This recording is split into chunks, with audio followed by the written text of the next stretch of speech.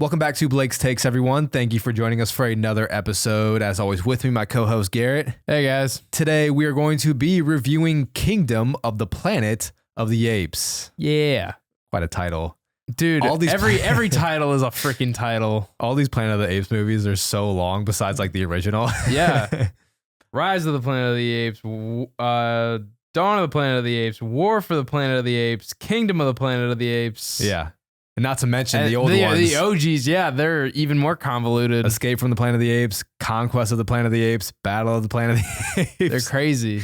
Crazy long titles. But fun fact, I think before giving this franchise a rewatch, or not even a rewatch, a run through, I had only seen Rise of the Planet of the Apes. Same. Garrett had only seen Rise of the Planet of the Apes. So this is my first time seeing Dawn of, War for, Kingdom, obviously. The original, Beneath, Escape, Conquest, Battle, and then there's a Tim Burton one as well from 2001 With Mark Wahlberg. with Mark Wahlberg, Yeah. which not a lot of people like to talk about. No. So this is my first time running through the whole franchise besides Rise of. I'm kind of excited to talk about not only Kingdom of the Planet of the Apes, but also the trilogy that came before it, because it is a pretty good trilogy, I must say. I've only seen the OG 1968 Planet of the Apes when we're talking about the original movies. So Yeah. But I mean, I'm talking about the trilogy that came before Kingdom with Andy Serkis. Okay. And we'll give a ranking of the new timeline, and then I'll also give a ranking of the entire franchise since I did run through that. I also have my top 5 ape characters as well. Oh, fuck. Why didn't you tell me to do that? It was something I just thought of last minute. Come on, bro. You know what? You could probably think of it in the moment. Probably, but shit. And honestly, let's talk about the trilogy that came before Kingdom first, because I feel like... You can't talk about Kingdom without talking about those first. Correct. Yeah. So how was your experience getting to watch Dawn of and War of, just going back and watching those movies for the first time? Well, so like I said, I had seen Rise of the Planet of the Apes. That's probably the only one that I saw like all the way through, and had probably watched it on multiple occasions. And then I'd seen bits and pieces of Dawn, and then had never seen anything of War. Rise of the Planet of the Apes I thought was a great origin story. I love all like the science stuff behind it, and like how this world came to be, and to me, like a very realistic thing that could possibly happen. You know, they're trying to work on a cure for Alzheimer's. It deals with the brain, and he was working with viruses that affected not only ape brains, but human brains, which was the intention. But I'm glad you brought that up too, because I do like the origin story of the rise of the apes in this newer trilogy as opposed to the old one, because like you said, in this one, it is a virus created by mankind, almost just like basically the destruction of humans having, you know, greed and these pharmaceutical companies that, you know, money is the first thing that they look to. Yeah. And I do like that origin story better of how the humans sort of got wiped out. And well, I don't know how they got wiped out in the OGs. Well, I'm about to get to that. Well, maybe don't. Well, it's not a spoiler or anything. All right. I'm just saying I like this better because in the original, so the origins in the old one follows a North American pandemic from a spaceborne disease that wiped out all the dogs and cats in 1983. So it wiped out all like the small species that everyone had as pets, right? And then after that pandemic happened, the government becomes a series of like SS patterned police states that took chimpanzees, gorillas, orangutans as pets, establishing a culture based on ape slave labor. Okay. So basically, in the originals, all the small animals like pets, cats and dogs are wiped out from the spaceborne disease, and then they decide to make the chimps, the apes, their pets, and then ultimately the pets... But the pets grew to be, you know, too smart for their likings. They domesticated them. Yeah, and then they made them slaves. And then that's how they overcome and rise up in that movie. Okay. Which is still, it could still work, but like I think the new trilogy handled it in more of a way that seems more realistic. Yeah. And I like that it was a human who caused it. Yes. Like humans caused their own downfall. Yes, exactly. I like that better. And really, that's kind of the moral of this whole franchise. Yeah. Is the downfall of humans is our own demise. I mean, because thinking back, I'm like, if that actually did happen in real life where cats and dogs were wiped out, would we really be taking in chimpanzees as pets? I don't think we'd care enough. No. I feel like if that were to happen, we'd take in we'd just have more gerbils and shit like that. Yeah. You know? Well, I mean, they might be wiped out too. But I guess if it's all small, animal. Yeah. I don't think pets are that important that we would Exactly. need to find a replacement. Exactly.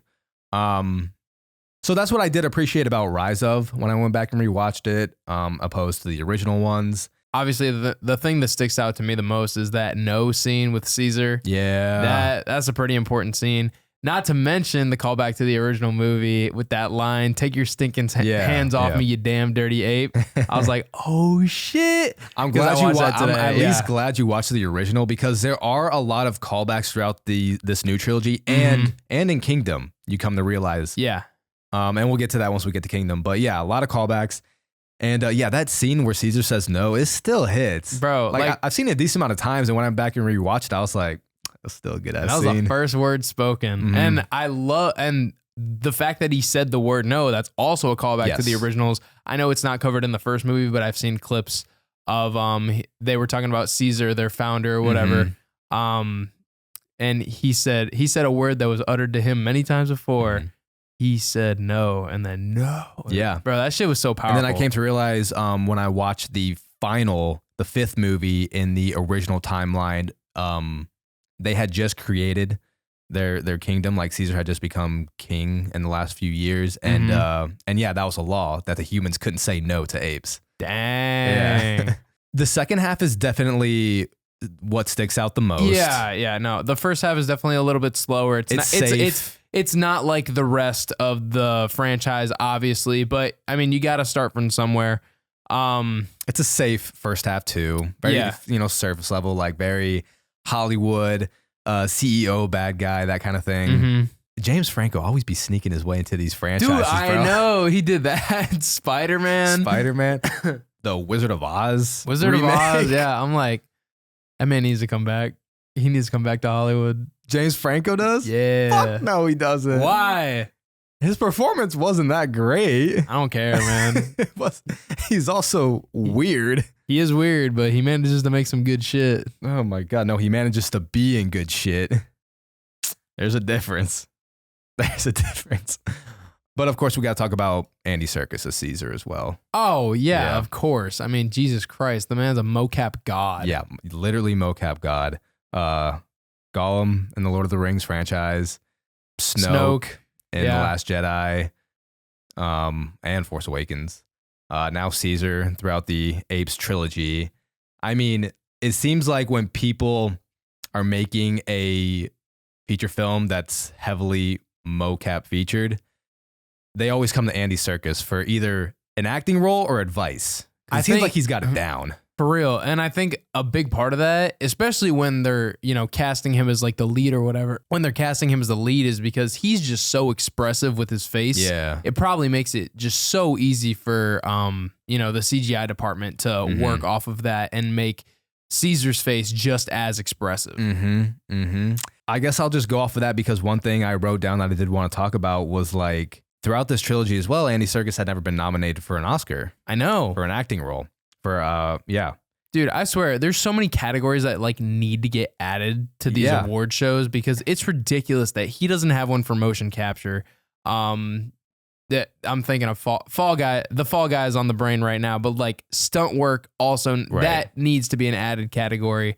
There's just a lot of things that are not accounted stunt for. Category for sure. But yeah, it's like when will the Oscars recognize motion capture acting in the same category as all the other actors? And it kind of boils down to like the relationship between the actor and the CGI. Because yes, they can alter facial expressions to a certain extent or as much as they want in post-production with that. But the actors who do motion capture are very expressive with their face and they know they have to be as well. Like it doesn't diminish anything from Andy Serkis' performances in these movies as well. Not at all. But moving on to Dawn of the Planet of the Apes, I liked this one a lot. Koba just ended up being like a great, right-hand man turned villain because he lost faith in Caesar. Yeah. And just turned out into an all-out brawl. Mm-hmm. And, it's like, and it's not even, it's like the world is in the balance or anything like that, or like I guess like the human race is in balance here, but it's not it's not like the only faction, It's like that there's probably other humans out there. Yeah. It's just like one place, but they needed power, and this was like just one simple thing that they were fighting over, that they had that was going to be a major conflict between them and the apes. I think Dawn of had the best story to tell. Agreed. I thought War 4 looked the best, but I thought Dawn of had the best story of the three. Very cohesive, very simple in a way too, like you were saying. Humans, they just needed power, and then they happen to be in the apes' territory, right? Very simple, but very well told by Matt Reeves and his team. Good characters in that one too. Yeah, good scenes. Yeah, especially the Koba scene with those two military people testing out the guns. When he was acting, yeah, when he was acting all stupid. He's being decisive, dude. Koba, that man was a fucking menace. He haunted him in the third one too. Yeah. Yeah, that was a great final act in that movie. Mm-hmm. And when Koba was riding on the horse through the fire and the guns, like how badass is this? So cool. So yeah, Dawn of definitely is one that a lot of people would have at the top of their franchise ranking. Yeah.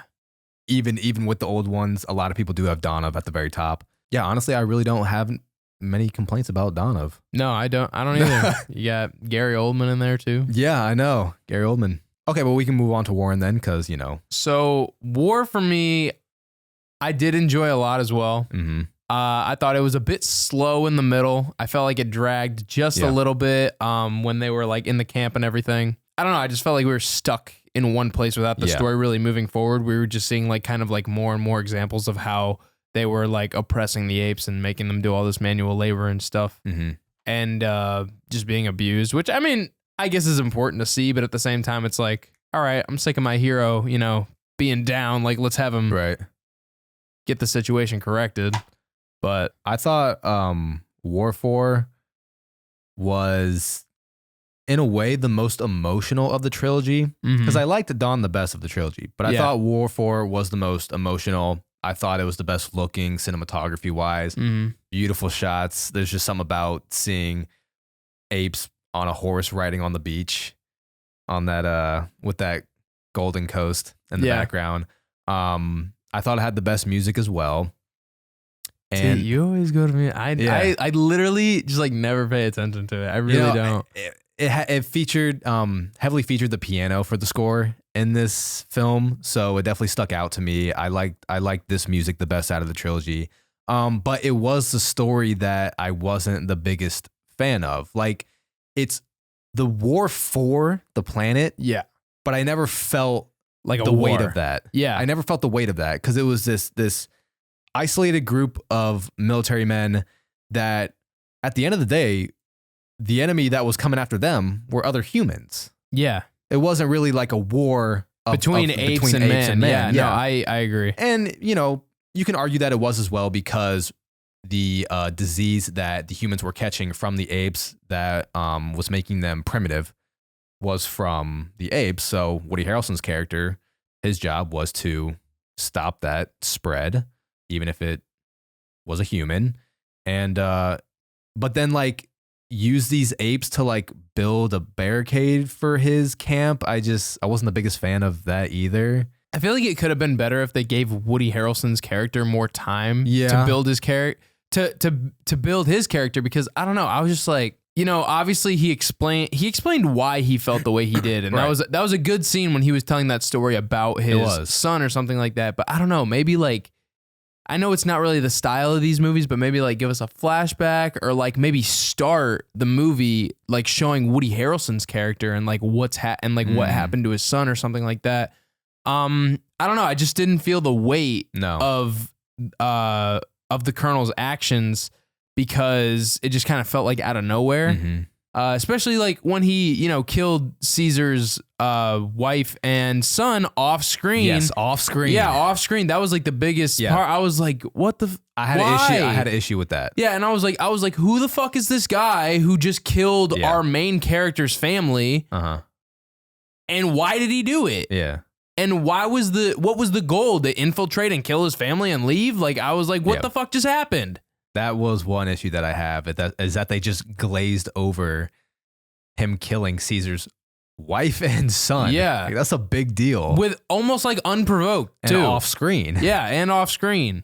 And well, we found out later that he didn't know who he killed, but still, us as the audience, we know who it is. Yeah. So I just feel like that was And Jesus, it seemed like a highly secretive or whatever, like operation that they broke in. Like they knew what they were there to do because they have all this equipment and stuff. And he's like, I didn't know who I killed. I was like, then who the fuck did you think you were killing?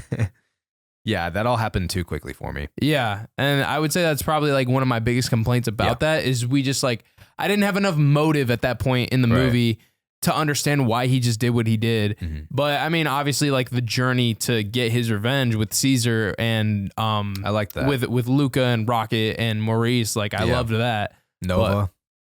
But, and they pick up Nova and they meet Bad Ape. I like Bad Ape's character as well. Ape. So I think it was more like the story we got along, like just the scenes that we got along the journey of this so-so story is what made it good, I agree. Again, with the characters, that was one thing that I did like in War 4 is that we got more of Maurice, got more of Rocket, and they pick up Nova along the way, which becomes a great character as well. So so the group and Bad Ape. So the group that they have on this journey, I did love the characters that were featured in this one. So happy we got more of Maurice. Maurice is the best. He's so awesome. He's so good. And you're right. He does make cool sounds. I told you, yeah. He makes cool like sounds. These deep, cool sounds. I don't know how to explain it. Nah, I freaking love Maurice. That man's always just trying to keep the peace, bro. Yeah. He's like the biggest voice of reason. And he doesn't really talk. And he never talks. So we'll save your ranking of the new ones with Kingdom till afterwards. Okay. So now let's move on to Kingdom because I feel like we couldn't have talked about Kingdom without talking about the trilogy that came before it. Because this movie takes place generations after Caesar.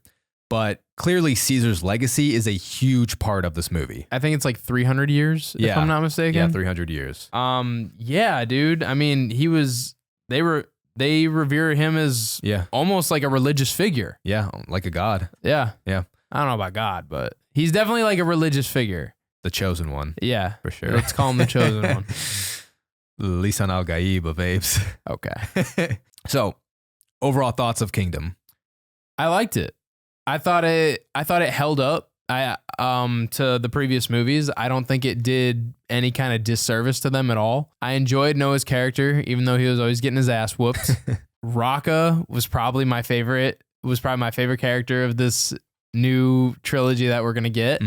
And Proximus was a great villain. Yeah, overall, I did enjoy this movie. It definitely, you could say, moved slower than the previous films, but at the same time, I was very much intrigued the whole time. I mean, and I kind of figured that it's whenever you're like starting a new thing, I feel like it's unavoidable to have that slow beginning because you're trying to establish this world, you're trying to establish our new character, and just like show where they're starting from and so you can contrast that to where they end up. Yeah.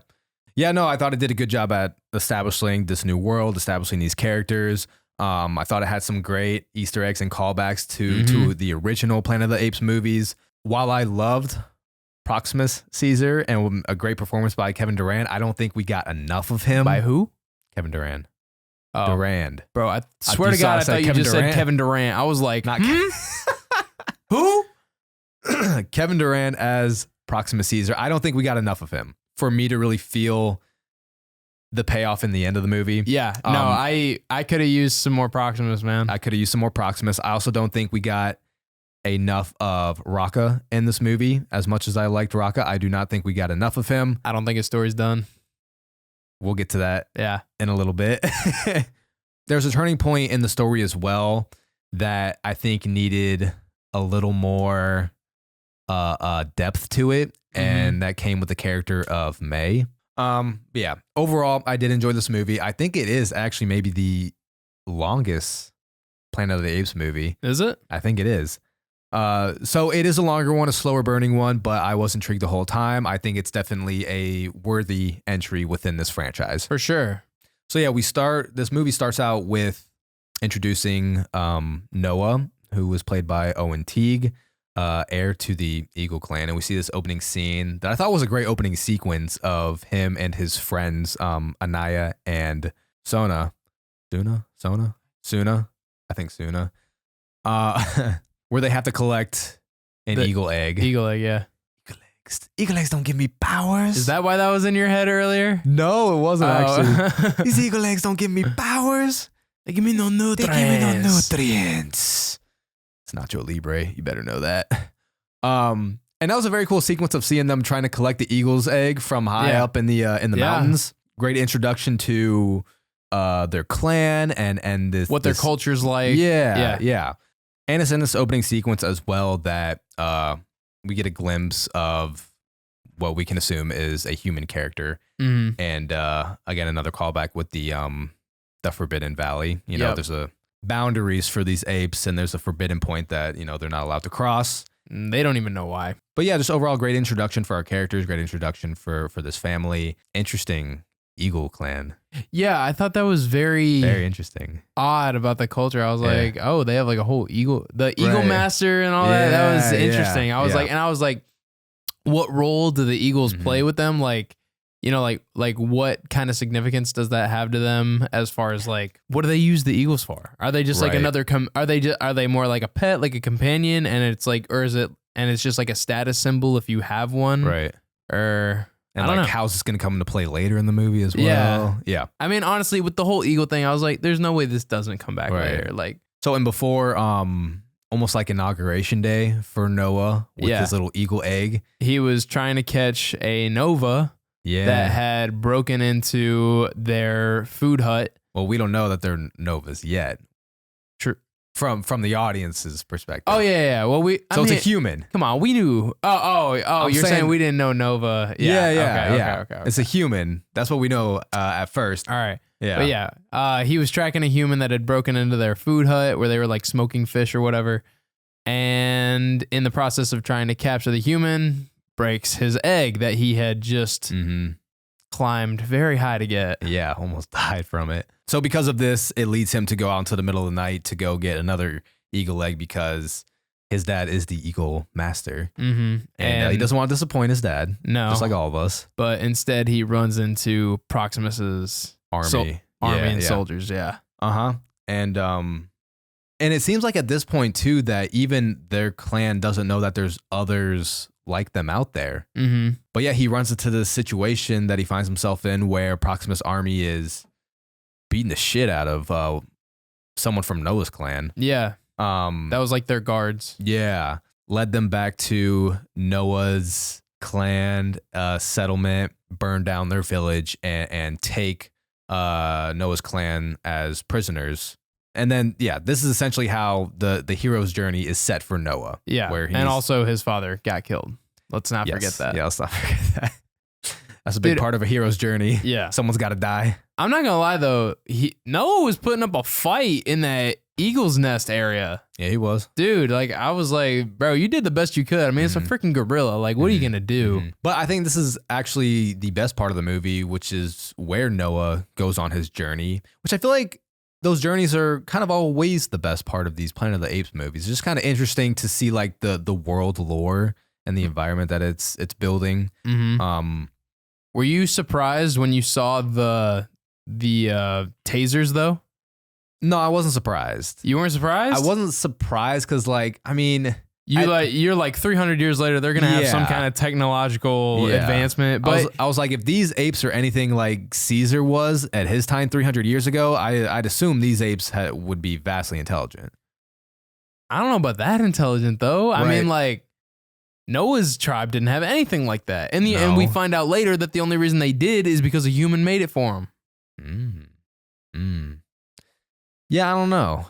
It didn't shock me. I will say that. It didn't shock me. But I think we get to some good parts next where he runs into Raka.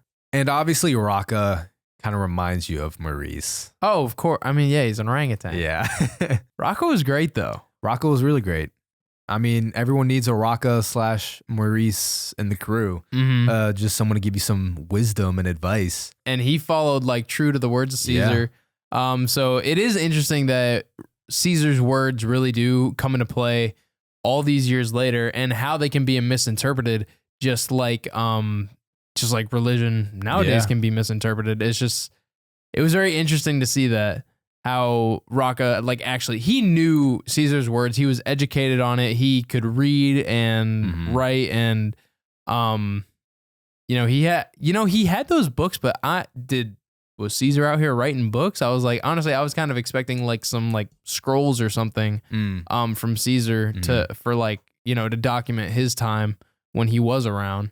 Because they were teaching to read and write in Dawn of the Planet of the Apes. Yeah. If you noticed that within like the hut. In the hut, yeah. Yeah, but I don't think they were writing books or anything during Caesar's time. They could have written scrolls. Maybe. They had scrolls in the original movie. Yeah, they did. But that was also 2,000 years into the future. Yeah. Yeah. But he said the scrolls were from 1,200 years ago. Okay. That's still a long time. It is a long time. And at this point, from what we know, Nova cannot speak. Humans in this life have become primitive. They can't talk. Obviously, call back to what we were seeing from War 4. The disease in war has spread to every human on the planet. And as far as the apes know, humans cannot speak. Correct. And it leads into this chase sequence that I really did enjoy between Proximus's army and Noah, Raka, and Nova. And not to mention the chase, or basically the hunting scene of Proximus armies and the humans that they run into as well. Yeah. Which another callback to the original with how they were hunting humans. In the original, they do hunt humans for sports, but like with the nets and everything. It was during this chase sequence that we do hear Nova speak for the first time. And said Noah's name. Yeah, said Noah's name. And I feel like it always holds a lot of weight when these characters do speak for the first time, between Caesar and Rise of, Nova and Kingdom, even Taylor in the original Planet of the Apes, even though he can talk, but he's not able to speak for like the first half of the movie. So because he got shot in the throat. Yeah. So it does hold a lot of weight when these characters that we don't think can talk for the first time. Even Maurice like never talked either. No. And then finally it was finally in War that he spoke. Yeah. The very last scene. He said like a full sentence for the first time from what we've heard. I'm sure he's had capability the whole time. I think he just always preferred sign language. Yeah. After this scene takes place, we hear Nova talk for the first time. She then speaks fluent English to Noah and Raka, and as their jaws are on the floor, because they haven't heard a human talk in how long. And it was since Raka he dropped. I forget what he had in his hands, but he dropped it. It was funny. But I think it was at this moment too that started to take a turn, because I don't think there was enough dived into how she was able to speak, where she learned, if she ever did lose her ability to speak. I agree with you. It's like, why is she able to speak? Was definitely confusing. It's like, if this thing had made people primitive, then shouldn't everybody be like this? Yeah. My only assumption is that like there had to be some people that were immune to the disease that was making man primitive again. But even in the old movies, like in the original Planet of the Apes, they couldn't talk. The humans couldn't talk. Okay, it's a different timeline. Different timelines. But I don't think that was dived into enough. And then like once she was able to speak, I don't know, it didn't feel as heavy. And William H. Macy's character, oh yeah, was so random to me. But I mean, I did think his character was necessary though, because it showed why Proximus had more advancements than other people, and so that's why he was able to be as dominant as he was and actually start a kingdom. Like he read a lot of Roman shit. Yes, he loved that type of shit, and that's exactly what he wanted to be, was like a Roman conqueror. So I don't know, I kind of like that he was there to explain why Proximus was the way that he was as well. So yeah, ultimately Noah is captured along with Nova, and our boy Raka gets done dirty. Yeah, flowing down the river. Bro, I don't think he's dead, though. I don't think he is either. I don't think have he's a dead. feeling they're going to bring him back because I was even... Because he's essential, man. He Yeah. has so much knowledge of like Caesar's, Legacy. Yeah, his legacy and everything. So I don't think he's gone. I was fully expecting him to pop up at the end randomly. I really was. I was too, actually. Yeah. I was like, there's just no way a character like that is done already. To be honest, I think there was a moment, where there was like it was when May showed up to Noah's village. Yes. But before they showed it was her, I was like, Raka? Yeah. And so, they're captured. They're brought to Proximus's kingdom. Yeah, duh. And pretty dope setting. Pretty dope set pieces there. It was cool. Yeah. And before they're brought there too, before they hop on the bridge that they get captured on, another callback to the original with the ape scarecrows, the large X's. Yeah. And during that sequence as well, I thought the music was very influential of the original Planet of the Apes. Yeah, dude, the music in the original was like very eerie. Yes. It was creepy. Mm-hmm. I really like the original a lot. And so but the set pieces in this movie were really cool to me. Loved Proximus Kingdom. Something about apes on the beach that's just totally badass. Mm-hmm. Man, Kevin Durant's voice as Proximus was crazy. I keep saying it sounds like you're saying Kevin Durant. I'm not saying Kevin Durant, not the 7-foot NBA player. Although Kevin Durant is like 6'6". What? Yes. Oh shit. He's tall as fuck. That's funny. Yeah. What a wonderful day. That was a good scene. Yeah, it was good. Obviously, y'all saw that in trailers, and it felt good seeing that in the actual movie. Or imagine if they cut it. Everyone would have been so pissed. But yeah, no, I thought he gave a great performance. Like I said, I just don't think we got nearly enough of him as I would have liked to seen. I know. Honestly, I think my biggest like complaints about these movies is that they don't highlight the antagonist enough. Yeah. Because that's why I liked Dawn of the Planet of the Apes so much. You because know who the antagonist was. Yeah, we know Koba. Yeah. Like, and he had character development from the previous movie as well. Yeah. So we like knew exactly who he was. And yeah, they just don't develop these antagonists enough. And so Proximus Caesar's goal was he was bringing the apes as his prisoners, so that they could open up this steel shut door on the beach that inside holds technology from the humans' time. And he wants to get his hands on this so, the apes can further their reign on planet Earth. So I didn't mind his motive. No. Honestly, his whole, like I said, his whole thing was being a conqueror, and he knew that getting the tools inside of there would have helped him do that. So the middle I think moves kind of slow, just like some of these other ones. Kind of reminded me of War, actually. Right. They're just stuck in a camp. Yeah. So honestly, I saw a lot of similarities between this and War for the Planet of the Apes. So I think that brought it down a little bit for me. Mm-hmm. I was like, I feel like, I don't like when we're stuck in the same spot for too long. Yeah. But the fact that they were trying to get in this vault the whole time, like there was nowhere else for us to be. So what'd you think of the final act? Final act I thought was good. I thought it picked back up for sure.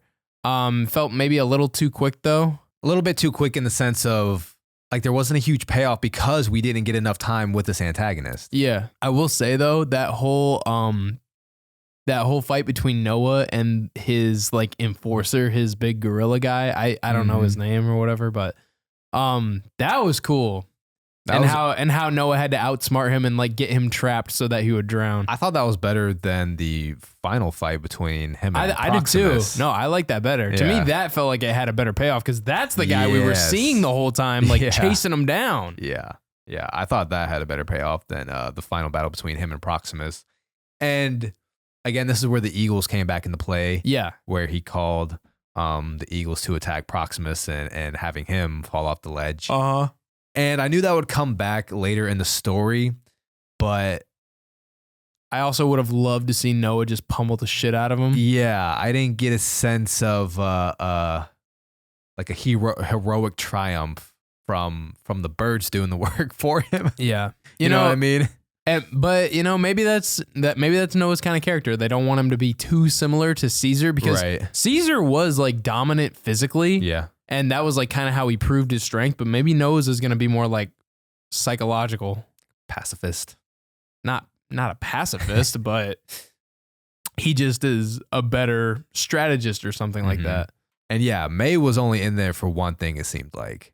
And I thought that led to an interesting final scene where she brings this information that she got from the cave. It was basically like it was like an access key to the use, satellites. Yeah, to use satellites so they can communicate across the world. And that's one complaint that I've heard people talk about is, we're already kind of getting a human arc again in a way as to where like humans are already coming back rather than like I thought we were supposed to see the apes be in charge now. Yes. That's like what the entire original trilogy was about. Yeah. Was them taking over the planet, which they have, but it's like, damn, humans are already trying to come back.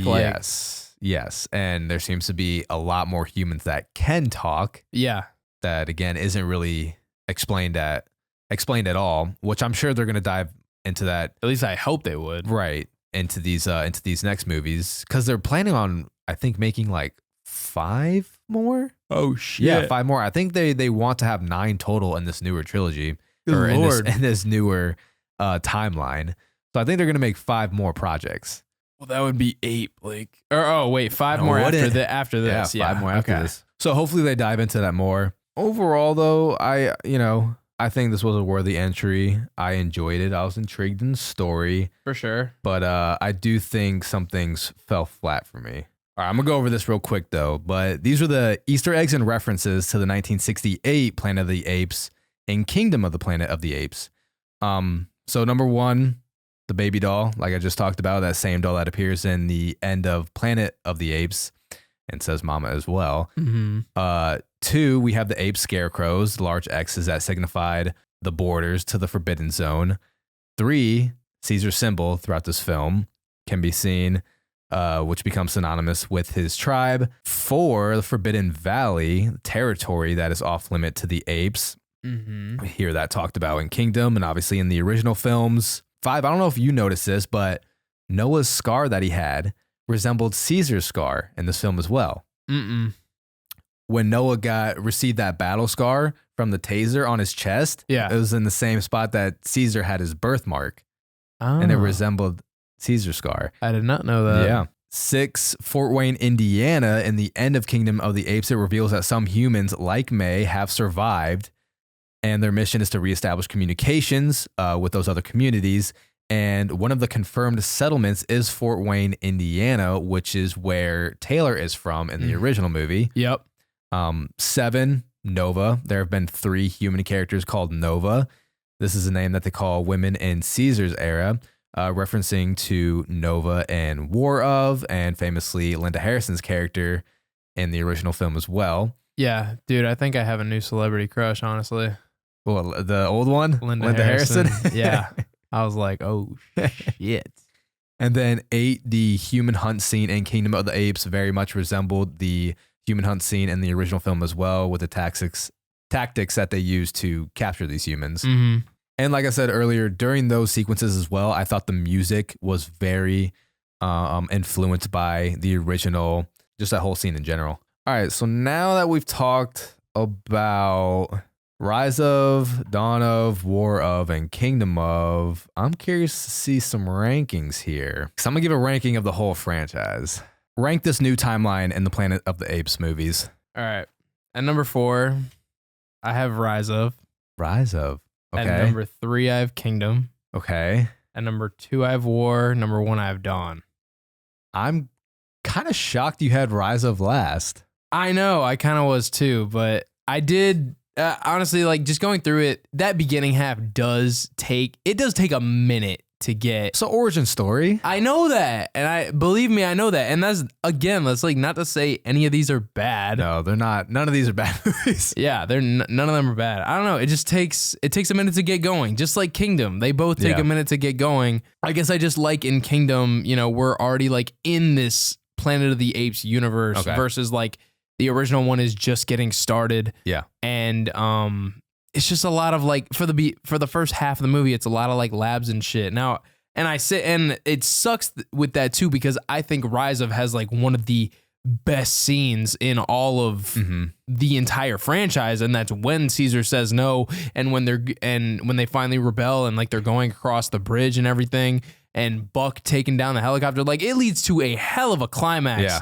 in Rise, which is why I hate putting it that low. You got me one. I think it deserves to be number 3, maybe. Yeah, it might. You got me talking about it right now. Making a trade? Yeah. All right. Kingdom. I honestly, I was like, I guess when I was making this, I was like trying to give the new one a chance, and it's like. The new one is still enjoyable, for sure. It's still enjoyable. All right. Yeah. Let's go. Dawn, War, Rise at 3, and then Kingdom at 4. All right. Now, I did ask you to watch the original 1968 film. Mm-hmm. Where would you place that among the other 4 that you've seen? Dude, honestly, it's like, it's literally a decision of whether I like it more than War or not. Okay. Because Dawn is my favorite, number 1.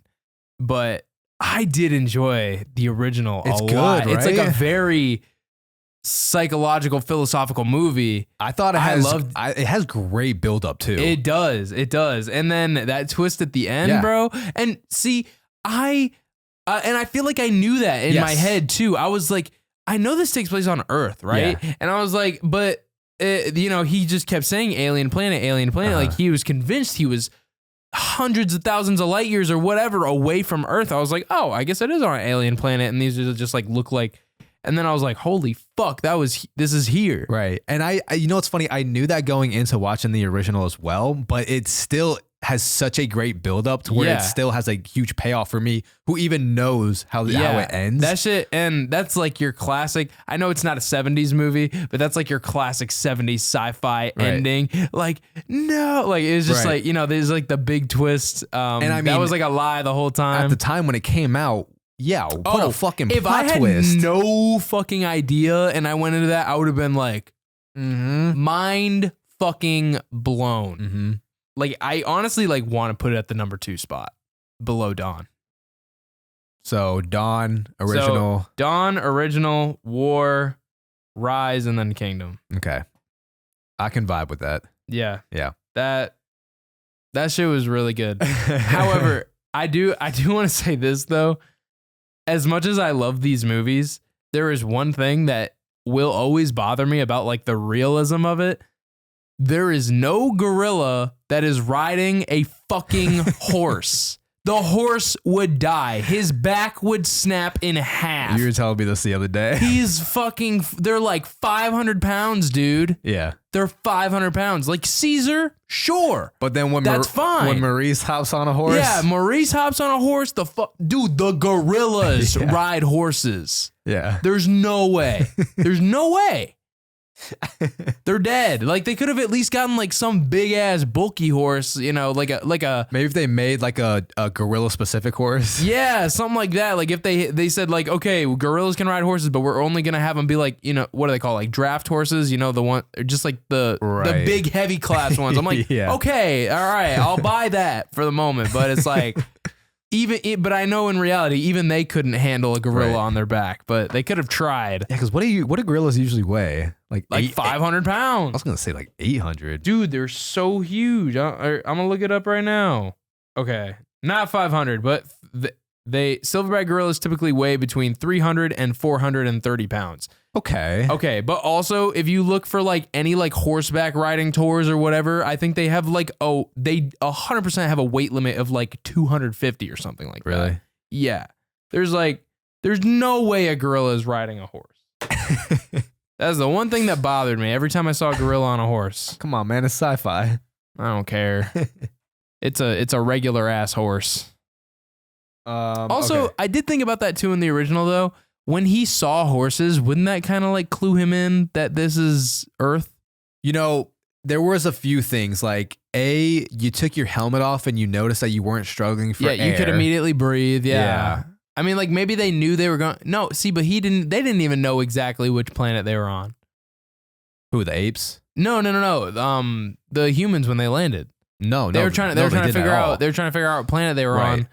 And it sounded like they were like on course to go to a planet, and so like they knew which planet they were trying to get to. Yeah. So if they had landed on the planet that they thought they were going to, and they knew what the atmosphere was like, I was like, okay, so they probably knew that when they got there they would be able to breathe, and that's why they didn't think anything of it. But they crash landed. It wasn't where they were supposed to be, so they didn't even think twice about like, why can we breathe here? Right. Yeah. I don't know. There's a few things that should have like clued them in on that. But still, how impressive that movie was for a 60s film. Oh, for a 60s movie, that very impressive. Practical effects looked great. Mm-hmm.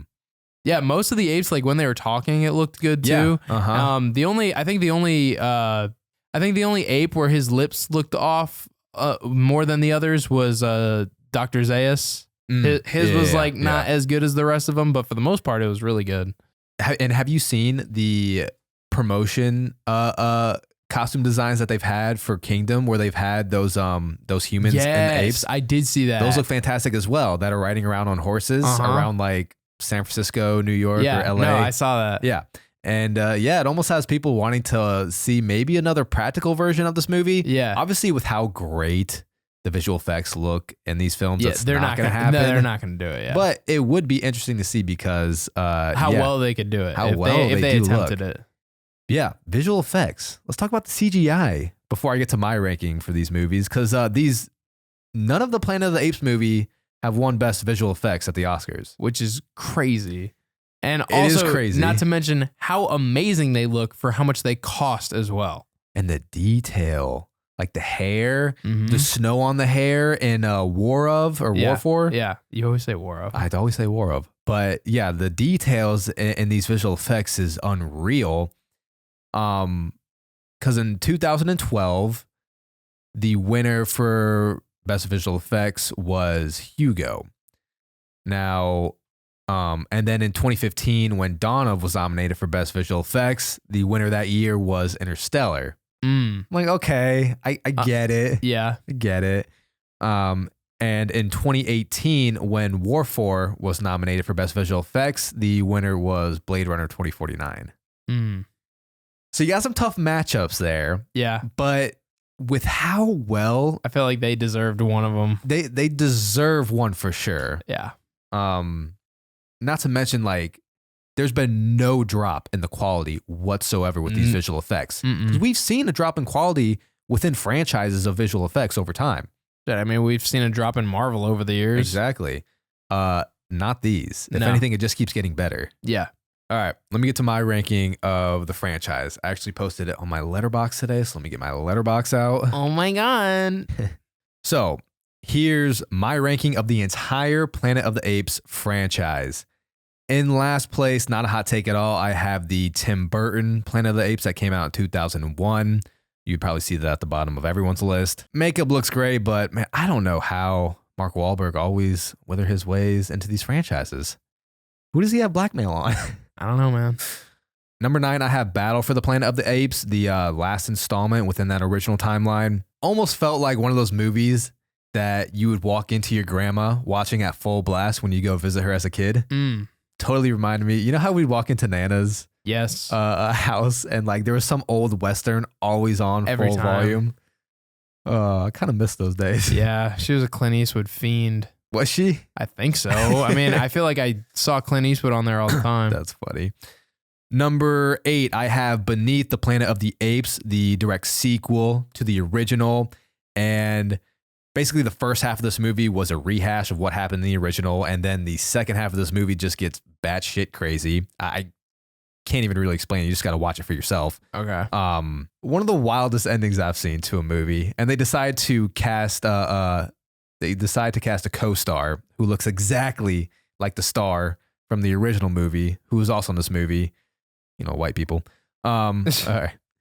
Number 7, I have Kingdom of the Planet of the Apes. Now that seems low in this franchise ranking, but from here on out, these are movies that I thoroughly did enjoy. Like Kingdom of the Planet of the Apes, I thought that was a worthy entry in this franchise. I gave it 3.5 stars. I liked it. I thought it had good introductions for its new characters, this new world.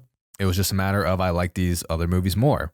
But again, a solid entry in this franchise. Number 6, I have Conquest of the Planet of the Apes. And this is a movie where we get the rise of the OG Caesar. Original Caesar. And he has a monologue at the end of this movie that is chilling. I think this movie definitely has the heaviest underlying themes that plays into like real world issues that it had at the time. Very much so like civil rights acts, movements and all that. A darker turn in this franchise compared to the previous 3 that came before it. Number 5, I have Escape from the Planet of the Apes.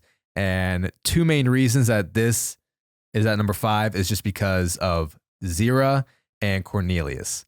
Okay. So those characters that we saw from the original, Zira and Cornelius, these 2 characters finally get a movie all to themselves. Oh. Fall in love with these characters even more. Some of the best characters in the whole franchise.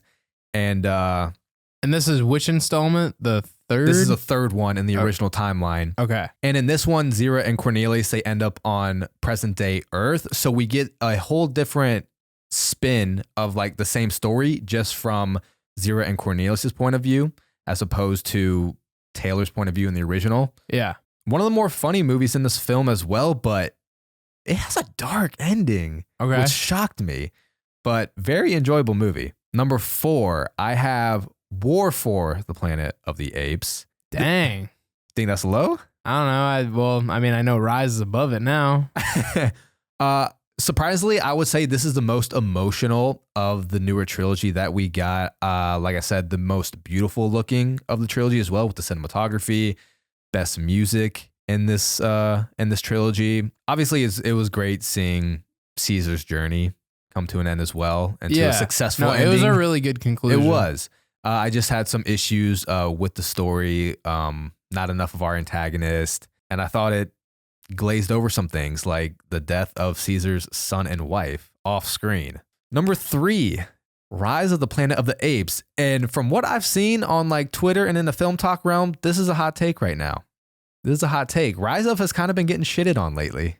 Has it? Yeah, it's kind of been getting shitted on. Okay. Is it because of James Franco? Maybe. But this has one of the best second halves in the whole franchise. It's so good. It's such a good second half. I get the first half is very safe, surface level, typical Hollywood, greedy, CEO pharmaceutical company. But I do like the origin story of this Caesar and the Rise of the Apes better than the original one, with how basically the human's downfall is our own greed. And that scene where Caesar says no to Draco Malfoy still hits. Does hit. It's a good scene. Draco. He was such an ass in that movie. I know, bro. Honestly. Yeah, and I didn't realize that was him till later. Right? Yeah, because when I didn't know who the hell that was when I was, when you were younger, 10 years old watching that movie. And I rewatched this movie last week. I hadn't seen it since, honestly, maybe the first time I saw it. And my thoughts of it still stayed the same for the most part. Okay. Number 2, Dawn of the Planet of the Apes. Fantastic. Oh. Yeah. Oh. Dawn of, I think, easily had the best story of the newer trilogy. Koba. Another reason why this movie is at number 2 in this franchise ranking. He's a menace. He's a menace. And there are some great scenes with Koba. Great characters in this movie as well, with Rocket, Ash, RIP my boy. Yeah. More of some more Maurice. The way Ash died too. Dude. Oh my God. I know. I felt so bad. Oh man. But man, what a hell of a third act this was too. And I liked how yet this story still felt simple. Like all the humans wanted was power from a dam. Yeah. But the consequences felt more heavy to me than War of, which is weird because in War of, I was expecting to feel the weight of this war for the planet. Yeah. But I didn't feel that. Yeah. I was expecting to feel the result of Dawn of the Planet of the Apes, Yes. like, cause, Koba. Koba set in motion a whole war. That's exactly what he wanted. And yeah, I just didn't feel like it led to anything too crazy in war. Yes. But number one, I do have the original 1968 Planet of the Apes. Dang, man. And while I may have been more entertained with Dawn of, I think I was just more impressed with the original film. I mean, like we were talking about earlier, great like psychological thriller as well, philosophical thriller too. It gets you thinking. Obviously nods to like slavery and stuff, and what defines like a human being, or like what we would describe as a human being, or what describes an ape what they were describing. So it's like, I don't know. It was just, the music was fantastic in this as well. Very ominous. Loved the set pieces that they had. I thought this created the best world out of the original timeline that we got, and makeup was fantastic for 1968. I mean, God, they were feeding the streets in 1968. They got Planet of the Apes and 2001: Space Odyssey. That's two bangers right there in the same year. Yeah, it is. Two all-time classics in the same year. Bro, Dr. Zaius was such a piece of shit. Oh my God, dude. He pissed me off so much. I was like, the Minister of Science or whatever, and is just completely closing his eyes to the possibility of anything outside the realm of what he already knows. And I'm like, this is not a scientist. And then we saw him preaching. He's also the teacher of their religion or whatever. I was like, oh. Yeah. But no, this movie had great buildup, great anticipation. And just from being on social media and living these last 26 years, I knew the ending to this movie, but it still in a way got me because the buildup was so fantastic. And not having our main character able to speak for like the first half of the movie. So when he does, it holds a lot of weight. And just a very, very impressive movie, and one that I would definitely go back and rewatch as a classic. There you have it. My ranking, original at number 1. Did you expect that? No, I didn't think it hit. I didn't think you were gonna put it above War, or I mean, you were gonna put it above Dawn, honestly. But you know me too. I do like those old Hollywood classics. Yeah, you are a sucker for it. I am a sucker for them. You want to go over some favorite characters of the franchise as well? Favorite apes? You can put yours. I'm not gonna make a rushed list because you didn't give me a time to make it. All right. So obviously we get some great characters in this franchise as well, and some great apes that we come to know and love. So I'm gonna give you my top 10 apes in the franchise. All right, let's hear it. All right, so my top 10 apes in the Planet of the Apes franchise. Number 10, we got Ash. Didn't get enough of my boy Ash, but RIP my boy Ash. Didn't get enough of him. Number 9, I'll go Blue Eyes, Caesar's son, and Dawn of. Would be higher if we maybe didn't kill him off screen in War 4, but that's another discussion. Yeah, I know. Did him dirty. That's such bullshit. I know. Number 8, I'm going to go Noah. I did like the introduction to Noah in this Kingdom of the Planet of the Apes entry into the franchise. Just say Kingdom. Yeah, I'm just going to start saying the first name. In Kingdom. Number 7, I'm going to go Rocket, Caesar's homeboy. That low, huh? That low? Whoa, that low. All right, well, you're forgetting there's some characters that I've seen that you haven't. Okay. But damn, yeah. I mean, if we were talking like the new timeline, dude, Rocket's one of the main guys. No, yeah, Rocket. That's his boy. Rocket's a ride or die. He is a ride or die. Rocket's ride or die. You're damn right he's a ride or die. Ooh, you know what? Yeah, actually, I want to make a trade right now. Okay, let's make a trade. 7, I'll go Bad Ape. Okay, 7 Bad Ape, 7 6 Bad Ape, Rocket. 6 Rocket. Okay. Because we do get more of Rocket. Yeah. Bad Ape, though, great character in War 4. Funniest character. He was funny. He was funny. What's his name? Steven Zahn? Yeah. Yeah. Great performance. The dad in Diary of a Wimpy Kid? Yes. Yeah. Yes, but what is he in that I think of? I don't know. He's in Daddy Daycare. Is it Daddy Daycare I think of? I got no clue, bro. Stuart Little he's in. Here's another question. Is it that important? No, it's not. So yeah, Bad Ape will go 7, Rocket will go 6. You convinced me. Make that trade. Good. 5, OG Caesar. OG Caesar. From the 4th entry. that we get in the original timeline in Conquest, and then we Okay. see him as well in Battle of. Not as good as our boy Caesar in the new trilogy, but still a great character, still a great Caesar. A little more darker Caesar, actually. He's got some Koba in him. Number 4, give it to our boy Maurice. Yeah.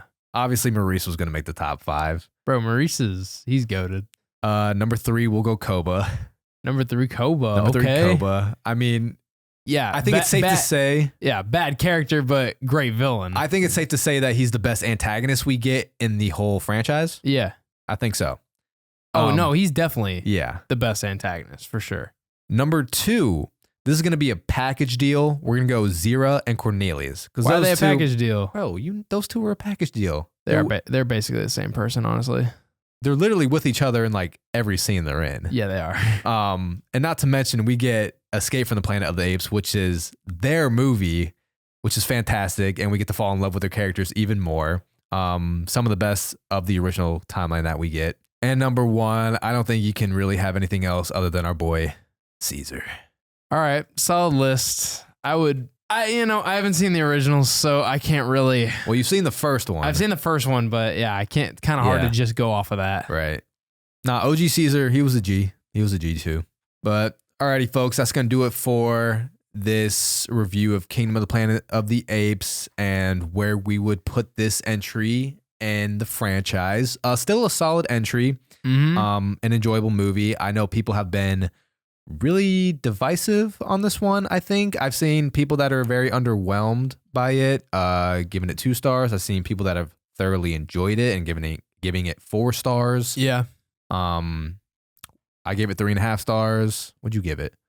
I haven't reviewed it yet. Oh, but you haven't?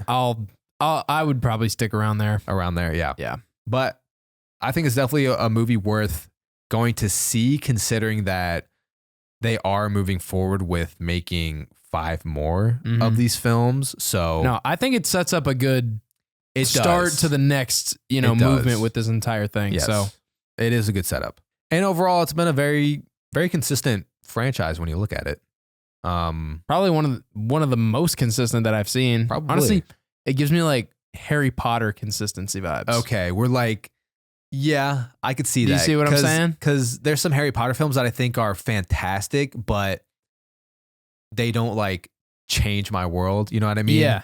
Like the films that I give 5 stars, or at least most of them, are films that I just like adore. Mhm. And yeah, Harry Potter, I would say, is very consistent, along with Planet of the Apes. There's not one that like just absolutely Blows your mind. blows me away. Yeah. But there's definitely a few that really impress me and that I really enjoy, like the original and Dawn of. Mm-hmm.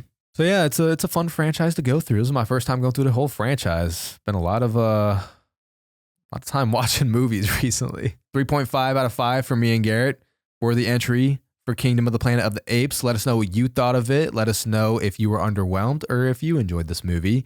That's going to do it for this episode. As always, with me, my co-host Garrett. We'll see you next time on Blake's Takes. See you guys.